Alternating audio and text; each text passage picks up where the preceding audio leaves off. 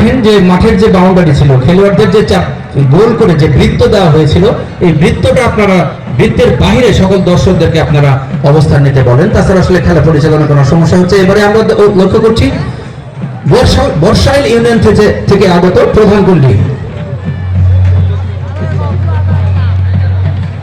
সুপ্রিয় দর্শক শ্রোতা, আসলে আমাদের এই আজকের দিনটা যেন ঐতিহাসিক একটি দিন।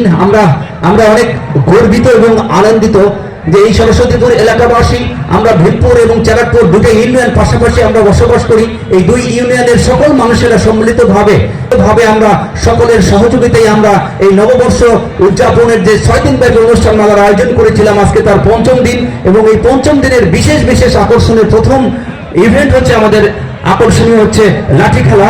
এই লাঠি খেলাটি ইতিমধ্যেই চলছে এবং পরবর্তী আকর্ষণ রয়েছে আমাদের মাননীয় মহাদেবপুর বদলগাছের নবনির্বাচিত সংসদ সদস্য জনাব ফজলে হুদা বাবুল মহোদয়ের সম্মাননা অনুষ্ঠান এবং তারপরে রয়েছে আমাদের বৈশাখী কনসার্ট। এই প্রত্যেকটি অনুষ্ঠানের আজকে যারা তাদের মূল্যবান যারা অতিথি হিসেবে আমাদের মাঝে উপস্থিত রয়েছেন, অত্যন্ত মূল্যবান সময় থেকে কিছুটা সময় ওনারা আমাদেরকে দিয়েছেন। এই জন্য আমরা আমাদের এই নববর্ষ উদযাপন কমিটির পক্ষ থেকে ওনাদেরকে জানাচ্ছি আন্তরিক অভিনন্দন এবং ধন্যবাদ।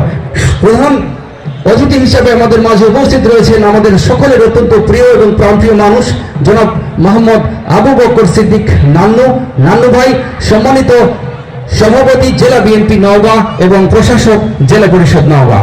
এবং প্রধান বক্তা হিসেবে আমাদের মাঝে উপস্থিত রয়েছেন জনাব মোহাম্মদ মামুনুর রহমান।